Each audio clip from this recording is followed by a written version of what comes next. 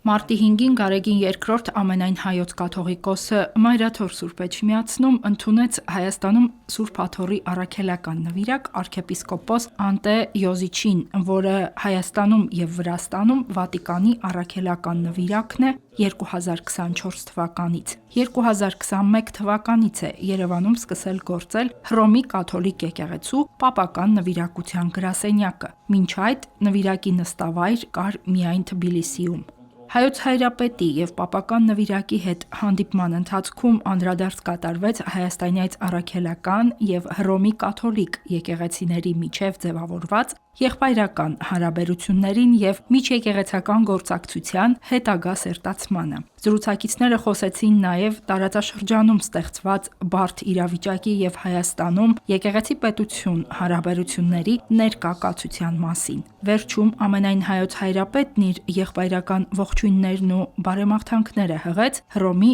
Սրբազան քահանայապետ Լևոն 14-րդ պապին։ Հերմինե Հակոբյան, Վռամ Խանամիրյան, Եկեղեցական կյանք։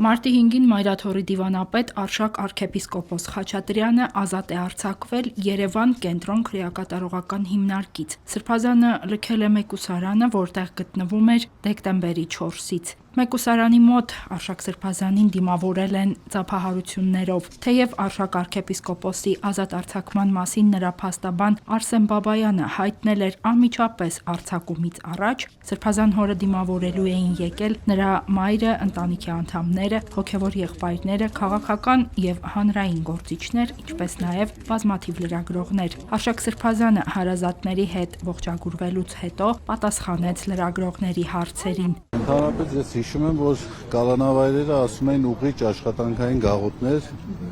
ուրախ եմ ասելու, որ ես անուղելի եմ մնացել, չեմ ուղղվել այդ առումով։ Վերաքննիչ դատարանի որոշմամբ Արշակ arczepiskopos Խաչատրյանի նախնական կալանքը փոխարինվել է վարչական հսկողությամբ եւ որոշ սահմանափակումներով։ Որոշումը կայացրել է դատավոր Արսեն Նիկողոսյանը։ Վերաքննիչի որոշումից առաջ Սրբազանի փաստաբանը հրապարակել էր Արշակ arczepiskopos Խաչատրյանին վերագրվող տեսանյութերի միջազգային փորձաքննության արդյունքները։ Դեռևս նախորդ տարվա նոյեմբերին տեսագրությունների իսկությունը պարզելու համար փաստաբանը դրանք ուղարկել էր միջազգային փորձաքննության։ 3 տարբեր պետություններից ստացված փորձագիտական եզրակացությունները հաստատում են Սրբազանի այն պնդումը, որ նա որևէ առնչություն չունի տեսագրությունների բովանդակության հետ։ Վարկաբեկող տեսանյութերի տարածումից հետո, երբ Արշակ Սրբազանը հրապարակային հերքել էր իրեն վերագրվողը, կալանքի տակ էր հայտնվել 2018-ին ամենայն հայոց կաթողիկոսի դեմ սկսված շարժման ակցիայի մասնակիցներից մեկի պայուսակում թմրամիջոց դնելու մեղադրանքով։ Քրեական վարույթի նախաքննության ընթացքում Արշակ Սրբազանի նկատմամբ հարուցվել է հանրային քրեական հետապնդում քրեական օրենսգրքի 393-րդ հոդվածի 2-րդ մասի 1 եւ 4 կետերով հանդիսադիր վայրում մի խումբ անձանց կողմից նախնական համաձայնությամբ թմրամիջոց ապօրինի իրացնելու մեղադրանքով։ Թեև այդպես էլ որևէ ապացույց չի ներկայացվել վերագրվող հանցանքի վերաբերյալ, Մայրաթորի դիվանապետը 3 ամիս է անցկացրել մեկուսարանում։ Այժմ փոխվել է միայն խափանման միջոցը։ Սրբազանին արգելված է Վաղաշապատ համայնքի տարածքից դուրս գալ, արգելված է շփումներ ունենալ գործով վկաների հետ։ Հերմինե Հակոբյան, Եկեղեցական կյանք։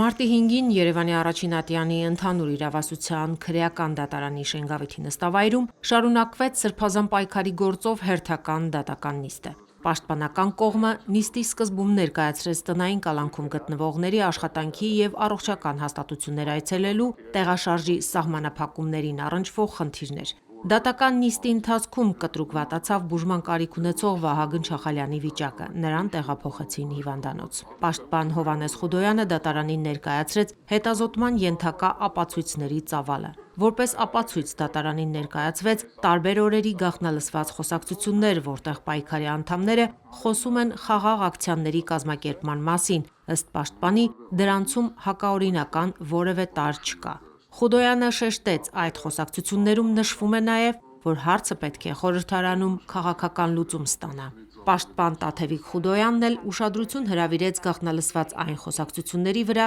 որոնք հերքում են Բագրատ Սրբազանին վերագրվող եւ քարոզչական նպատակներով գործածված հիմնական թեզերը։ Այո, հանրությանը մոլորության մեջ են գցել եւ շատ մարդիկ, նույնիսկ շատ խիստան դիմադիր հայացքներով ցող մարդիկ, ինչ-որ վրդովմունքով են խոսում, ինչպես է հնարավոր աբեկչություն գործել, ինչպես է հնարավոր ավտոբուս վառել եւ այլն, կամաց կարողացանք այդ մարդկանց տեղ հասցնել, որ իրականում նման բան գոյություն չունի, ընդհանրապես ստի ու կեղծիքի արդյունք է։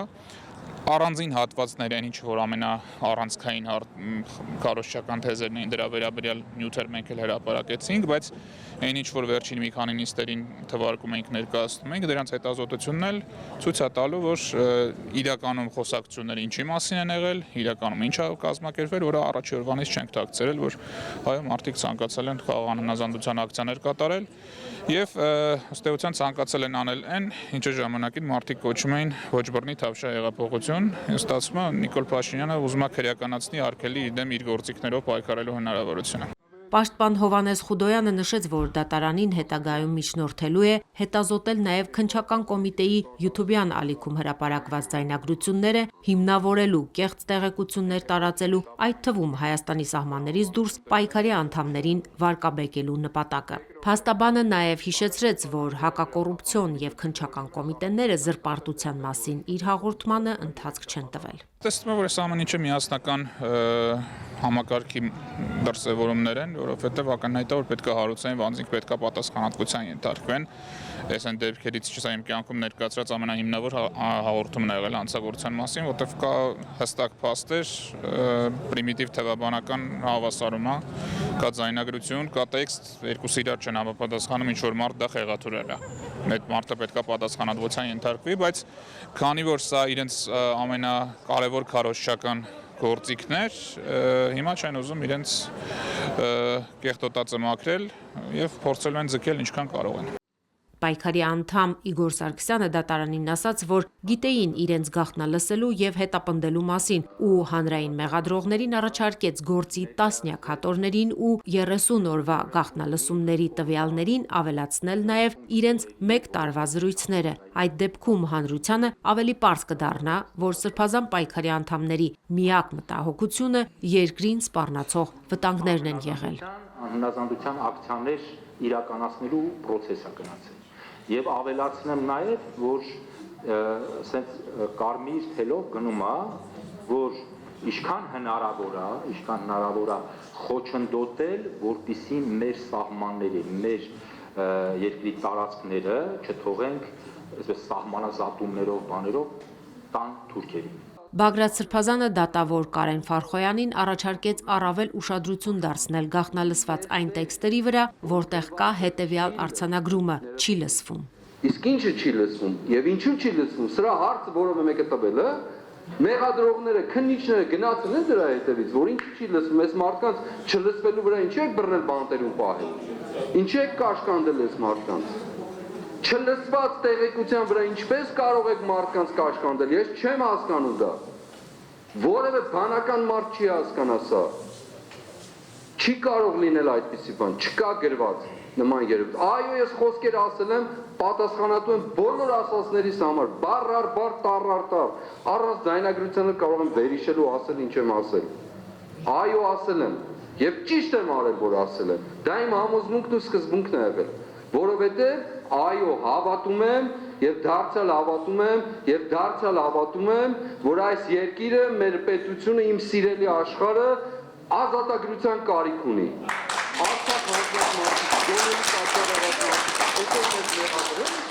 Սրբազան պայքարի գործով հաջորդ նիստը նշանակված է մարտի 26-ին ժամը 15:30-ին։